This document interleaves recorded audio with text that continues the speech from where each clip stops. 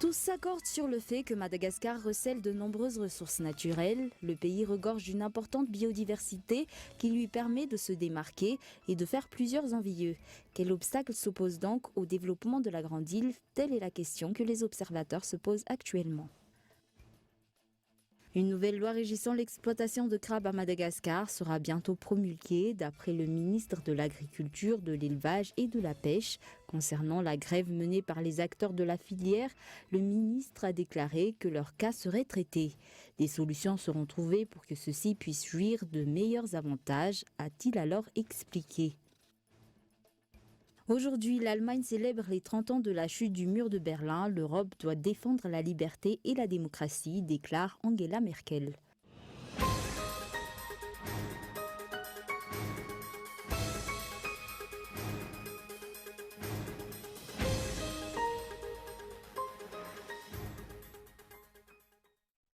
Merci d'être avec nous sur Cool TV. Bonsoir. Dans l'actualité aujourd'hui à Madagascar, tous s'accordent sur le fait que Madagascar recèle de nombreuses ressources naturelles.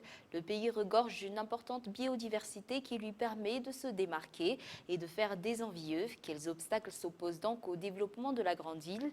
Les détails dans l'éditorial de Andra Arson.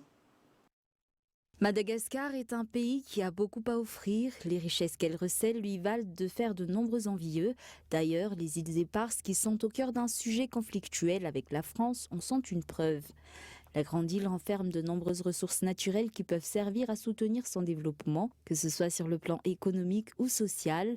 Alors comment expliquer la situation actuelle du pays et de son peuple?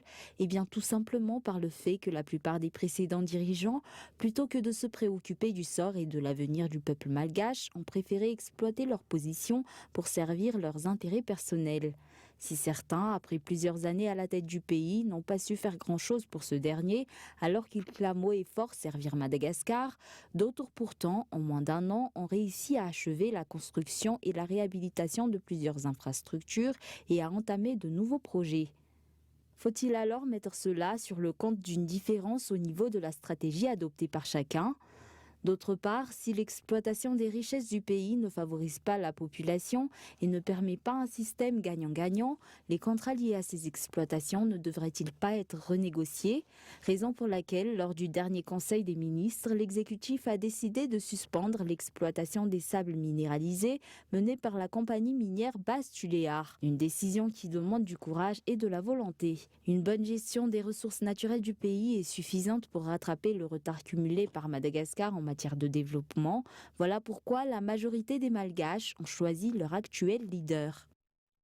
Les travaux de construction pour une université et un collège d'enseignement général vont débuter sous peu à Mourndave. C'est ce qu'a annoncé le chef d'État lors de son passage au sein de cette ville. En plus de nombreuses visites effectuées, à l'occasion, le président de la République et la délégation l'accompagnant ont aussi distribué des kits scolaires aux élèves des écoles primaires publiques. Reportage. Lors de son passage à Mourndave, le chef d'État a commencé par une visite de l'entreprise Sucoma. Il a également annoncé au cours de ce voyage le début de la construction d'une université à Nknin, d'un collège d'enseignement général à Tsimavaukil et d'une centrale hybride solaire thermique à Kimoun. Accompagné d'une délégation, il s'est également rendu dans les locaux de la Jirama à Avaradjouf avant de se rendre dans 2 hôpitaux de cette ville côtière. Toujours au cours de ce passage à Mourndave, il a également pris le temps de distribuer des kits scolaires pour les élèves de l'école primaire publique et du collège d'enseignement général sur place et a achevé sa journée par un meeting populaire au beach soccer. Passons à un tout autre sujet. Hier, le ministre de l'Énergie et des Hydrocarbures a effectué une visite au niveau de la Galana raffinerie terminale. De nombreuses mesures ont été prises pour éviter la pénurie de carburant. Outre la multiplication des cuves de stockage, le nombre de camions-citernes servant à la logistique pétrolière pour le transport de carburant va également être revu à la hausse. Un reportage signé Gaëtan Andjietslav. Hier, le ministre de l'Énergie et des Hydrocarbures a effectué une visite de la Galana raffinerie terminale, Sisatoa-Masn. Le directeur général de cette compagnie a renforcé à l'occasion que le stock de sécurité actuel permet de subvenir aux besoins en carburant du pays pour 45 jours. D'autre part, ce distributeur pétrolier a établi un objectif à long terme pour la rénovation et la multiplication des cuves de stockage. Deux cuves sont actuellement en cours de rénovation et l'une d'entre elles devrait avoir une capacité atteignant les 25 millions de litres. Notre stock actuel nous permet d'assurer la distribution de carburant pendant 45 jours, quel que soit le problème. Le marché augmente, donc il est normal que la capacité de stockage soit également revue à la hausse. J'ai parlé de l'horizon 2025, mais nous comptons bien sûr continuer à augmenter notre capacité au-delà de cette année. Le carburant acheminé à Madagascar part de la Galana raffinerie terminale et est acheminé par la suite par la logistique pétrolière dans leur dépôt. La GRT n'est donc plus responsable des problèmes d'approvisionnement à ce niveau. À ce sujet, le ministre de l'Énergie et des Hydrocarbures a donc annoncé que le nombre de camions-citernes de la logistique pétrolière servant au transport de carburant serait également revu à la hausse.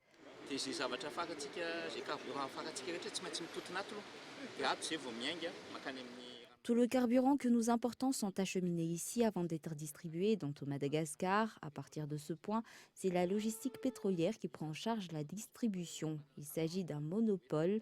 Les compagnies pétrolières ne peuvent donc pas prendre en charge la distribution des carburants dans les dépôts partout à Madagascar.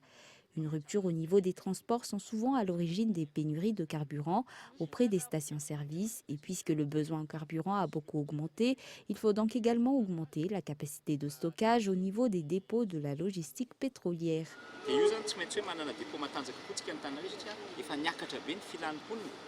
Aucune pénurie de carburant n'est donc plus à craindre. D'ailleurs, des mesures ont été prises afin que les stocks effectués répondent aux besoins des consommateurs.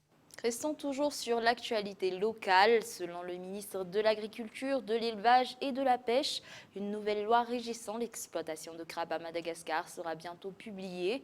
Concernant la grève menée par les acteurs de la filière, le ministre a déclaré que leur cas serait traité. Des solutions seront trouvées pour que ceux-ci puissent jouir de meilleurs avantages, a-t-il alors expliqué. Reportage. À Majunga, de nombreux acteurs œuvrant dans le secteur de l'exploitation des crabes sont entrés en grève. Effectivement, aujourd'hui, le secteur rencontre de nombreux problèmes. L'un des plus importants serait, selon eux, le monopole instauré par les Chinois.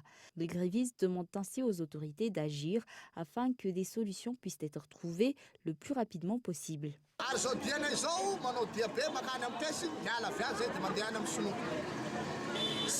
C'est nous qui avons élu le président et non pas les Chinois. Il n'est donc pas normal que ces derniers profitent de plus d'avantages et de faveurs que nous.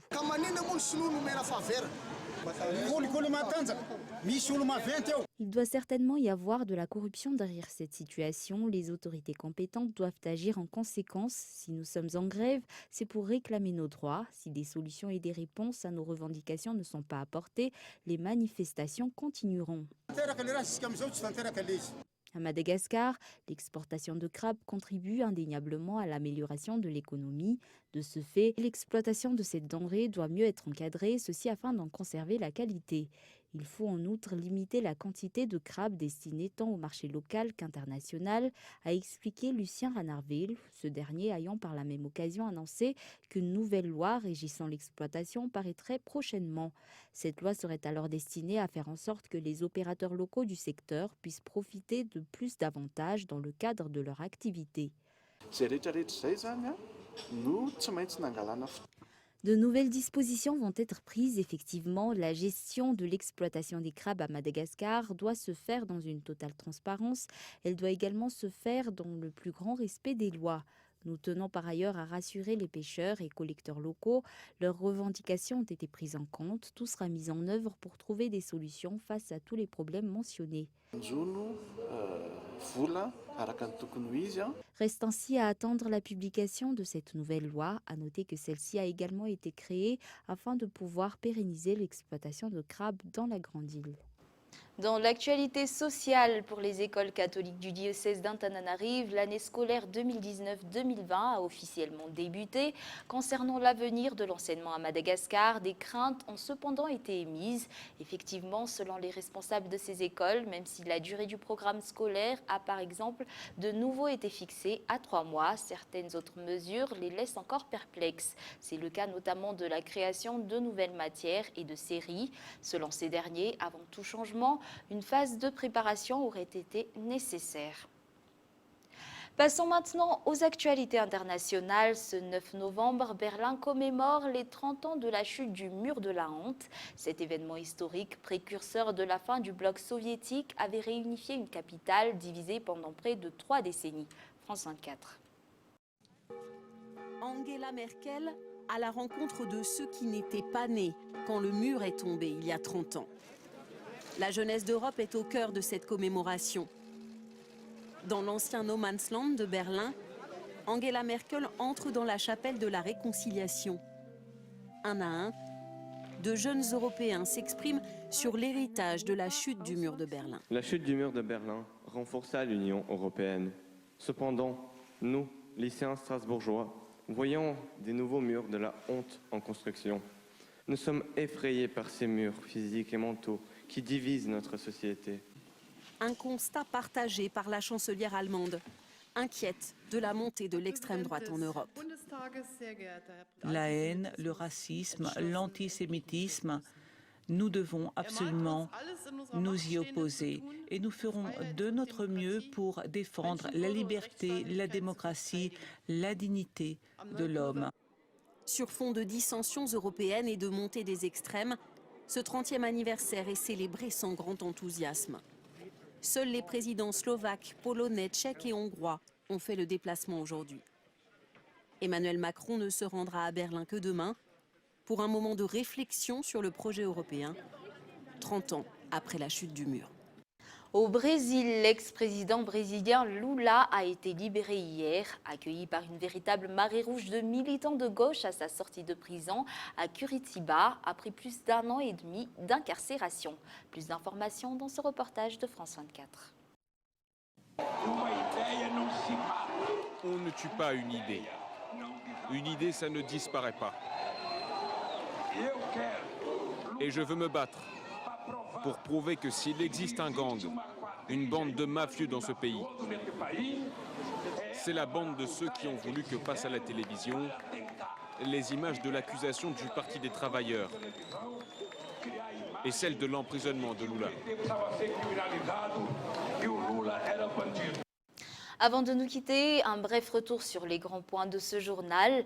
Une nouvelle loi régissant l'exploitation de crabes à Madagascar sera bientôt promulguée, d'après le ministre de l'Agriculture, de l'Élevage et de la Pêche. Concernant la grève menée par les acteurs de la filière, le ministre a déclaré que leur cas serait traité. Aujourd'hui, l'Allemagne célèbre les 30 ans de la chute du mur de Berlin. L'Europe doit défendre la liberté et la démocratie, déclare Angela Merkel. Et voilà, c'est la fin de ce journal. Merci d'avoir choisi Cool TV pour vous informer. Nous vous souhaitons une bonne soirée et une excellente suite de programmes en compagnie de Cool TV. Au revoir.